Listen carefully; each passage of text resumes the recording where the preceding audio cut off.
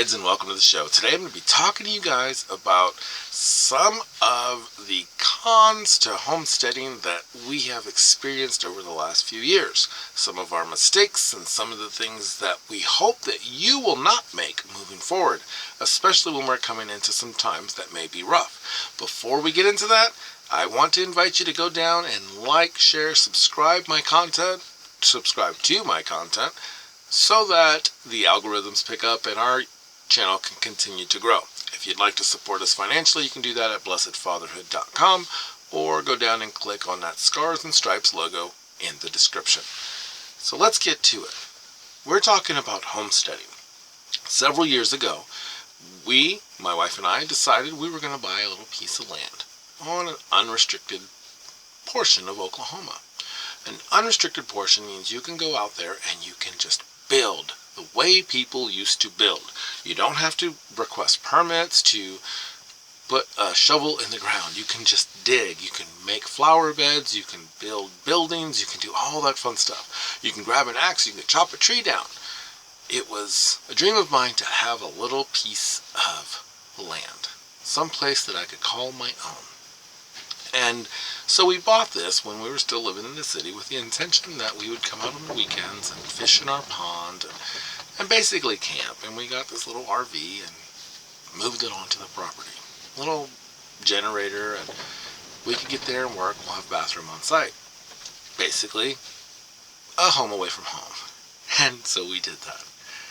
And then the crisis hit our family, and we had to end up living here permanently, because in the city we just couldn't afford to stay in the city and keep the land. And because of my health, because of where we're at, we're like, let's take our chances and move to the country.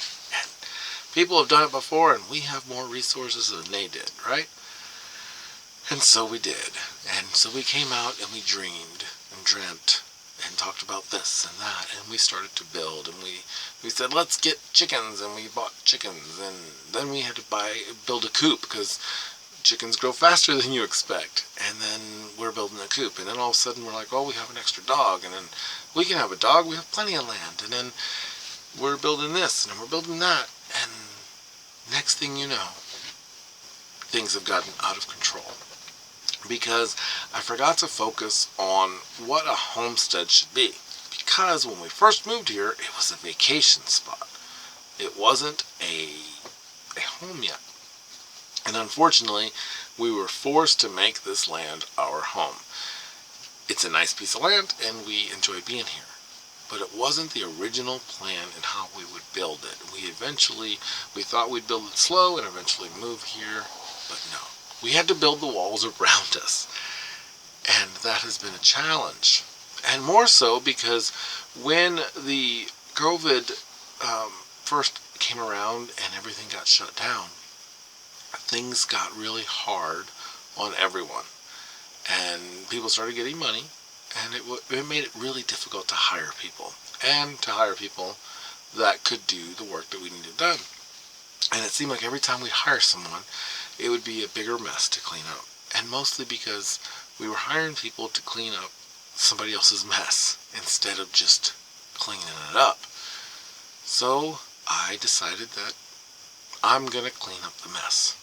The last few days I've been working on one of our buildings that I put together back a long time ago, before I moved to cannabis as my treatment of choice from the opiates and benzos and all that. Once I got my head clear, which sounds really funny and backwards, but once I got my head clear, I was able to start focusing more and realizing that there's only so much I can physically do in a day before I can't use my arms or I can't use my hands. And so I have to prioritize what it is that has to get done and get it done. So over the last 3 days, I've been working on a little storage building that I once put together. And it looked as simple as just going up there and slapping up some board and throwing in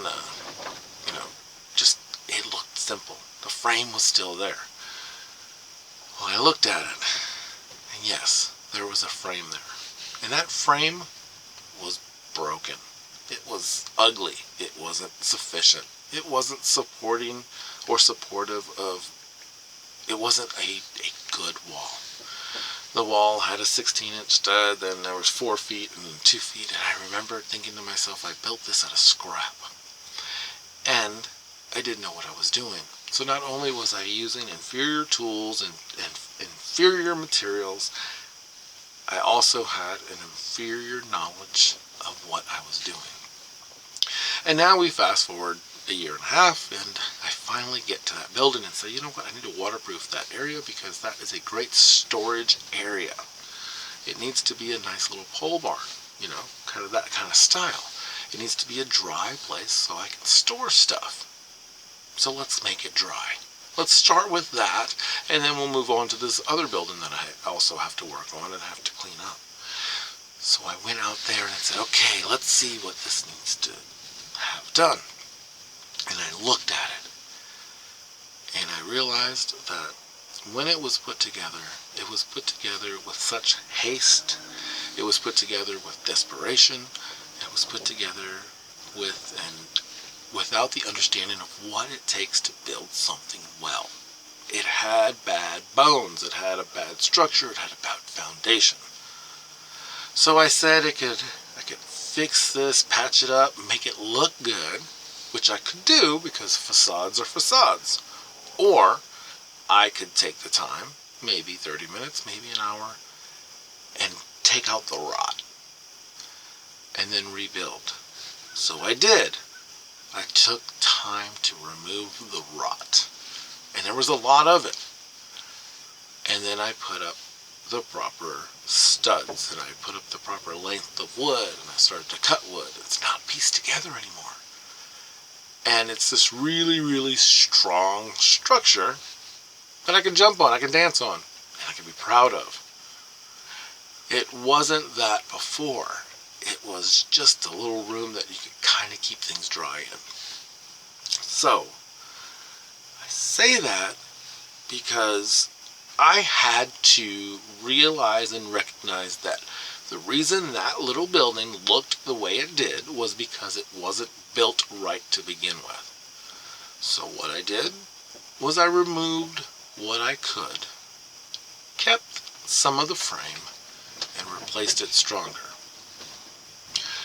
When you are going through something as catastrophic as losing your home or a family member, you start to make really dumb decisions. You start to victimize yourself, and then you start to push everyone around you away, which makes things even worse. But then the strong people can rise up and come out of the mud and the gunk and the goo and then start to move and rebuild their life, which is what I've done. I have started to rebuild my life. I have a friend helping to move and organize things so that I could actually get things done. But the only reason I can get things done is because I first have to tear out the bad and replace it with good. And realize that the extra time it takes to cleanse is worth how strong it will be in the end. So what happens when you cleanse yourself and you've pulled yourself out of the gunk and the grime, but your partner, who you love and you care about, your partner who you love and you care about is still in the mud. And you're like, just get better, just get better, just get better, just get better. And they're not. They don't get better. They're just in the mud. Well, some people will never get better. And when you continue to try to pull them out of the mud, they will just drag you into the mud with them. You have to decide whether you want to go back into the mud. When two partners fight addiction and one of them is no longer addicted to a substance and the other one is, there is a lot of issues there. So when a partner is struggling and you are not, you want them to do better. So if you love that person, and I'm talking about a spouse at this time, you have to step into the mud and help them come out. Yesterday's video I spoke about being evenly yoked, and this is what I'm talking about. When your spouse is in the mud and the gunk, and you can still look at them and say, I'm going to pull you out. Let me disconnect from the yoke for a second. Let me evaluate the situation. This is what we need to do. Let me put my yoke back on and let's get out of this mud. But if you're not strong enough to step out of the mud and look around, you might see the reason your partner can't get out of the mud is because their foot's stuck on a root or on a rock. And it could just be as simple as going over there and saying, hey, let me move this rock. Then move the rock, get back into your harness, and push forward. That is what it takes to have a marriage that moves forward. Remember, if your marriage is not moving forward, if your relationship is not moving forward, what good is it? Is it important to have a relationship that is stagnant, in a relationship where you give and you give and you give and you never receive? Is it good to be in a relationship that is going backwards, where you're starting to get into old habits? Or is it better to say, hey, we're either going to yoke up and move forward, or we're going to dismantle this yoke? So, recognize that when you go through trials and tribulations and hard times with a partner, sometimes you come out on the other side stronger. Sometimes you come out on the other side weaker. What can we do in both instances? We can stay true to who we are, keep our integrity, keep our faith, and know that as long as we are moving forward and continuing to progress, then homesteading becomes easy. What happens is there's so much work, it's really easy for your spouse, your kids, to think they're doing everything, when in reality, everyone is doing something. But everybody thinks that they're doing it all. So step back and don't do anything for a day, and see what stays together and what collapses. And then pick yourself up and then make a plan and start doing what you need to do, and recognize where you are getting help and where you are only giving help. And then get your spouse to understand that you and her are on the same team no matter what. Yoke up and move forward. Until next time, work hard, be kind, and have fun.